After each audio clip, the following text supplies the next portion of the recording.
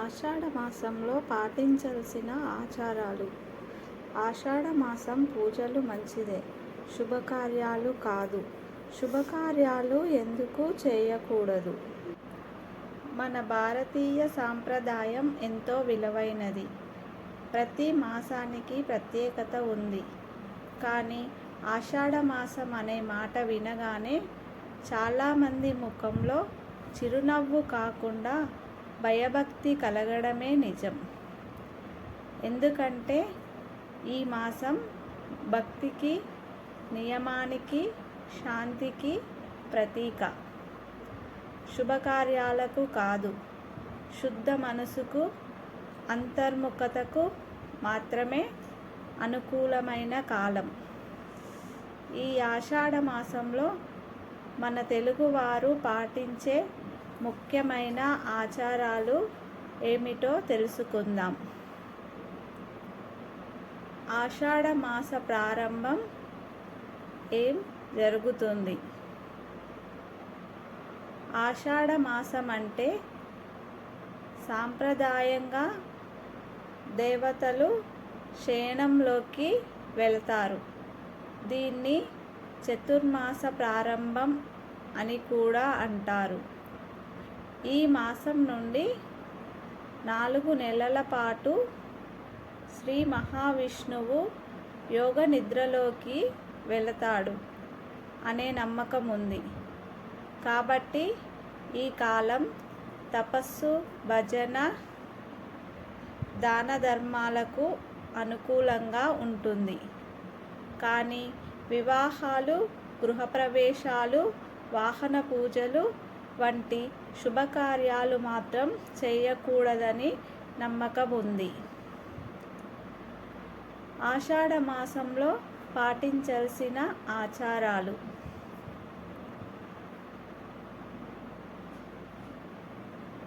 శయన ఏకాదశి పూజ. ఆషాఢ శుద్ధ ఏకాదశి రోజున శ్రీహరిదేవుడు యోగ నిద్రలోకి వెళతాడని నమ్మకం. ఈరోజు ఉపవాసం, విష్ణు పూజలు చేస్తారు. ఇది చతుర్మాస ప్రారంభ దినోత్సవం. 2. గృహ పౌర్ణమి ఆచారం. గురువుల పట్ల కృతజ్ఞతను తెలిపే పవిత్ర దినం. విద్యార్థులు తమ గురువులను దర్శించి పాదపూజ చేస్తారు. పుస్తకాలను పూజించి చదువు ప్రారంభం చేయడం చాలా మంచి శుభ ఫలితం ఇస్తుంది. 3. ఆషాఢ అమావాస్య.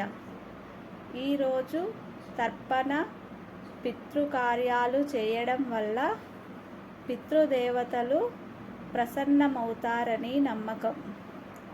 ముఖ్యంగా వృద్ధుల సంరక్షణ, వనదేవతల పూజ, బిళ్ళలు తినిపించడం వంటి కర్మలు చేస్తారు. 4. బోనాల పండగ.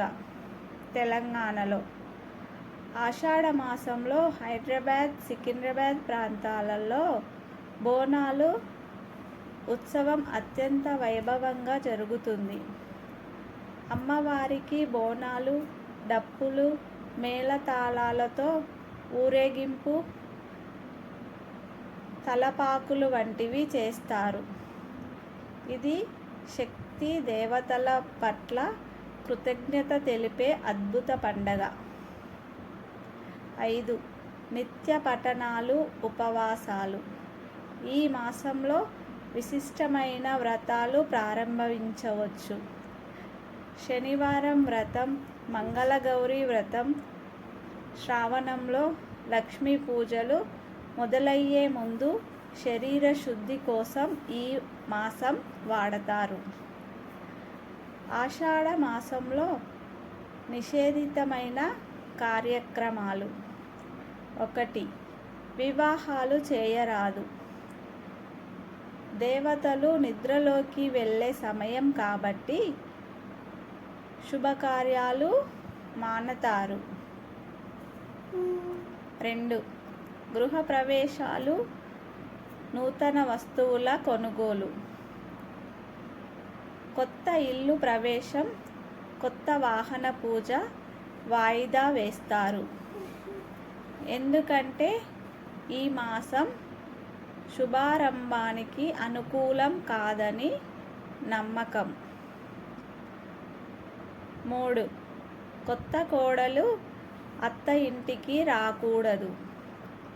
ఆషాఢంలో కొత్త కోడలు అత్త ఇంటి అడుగు పెట్టరాదు. శ్రావణ మాసం వచ్చిన తర్వాతే తొలి అడుగు వేయిస్తారు. ఇది శుభ ఫలితానికి సూచకం.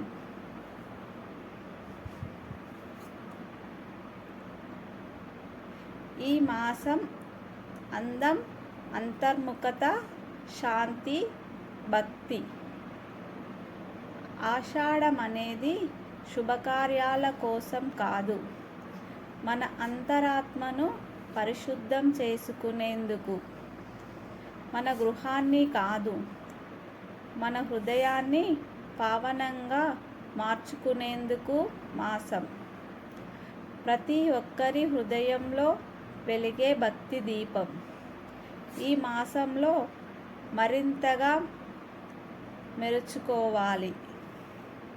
అందుకే ఆషాఢాన్ని శుభముగా కాకపోయినా పవిత్రమైన మాసంగా మన పూర్వీకులు నిలుపుకున్నారు. ఈ ఆషాఢ మాసంలో మీరు భక్తిని పెంచండి, పితృదేవతల తర్పణాలు చేయండి, గురువులకు నమస్కరించండి. మనసును శుభ్రం చేసుకునే మాసం ఇది. Thank you.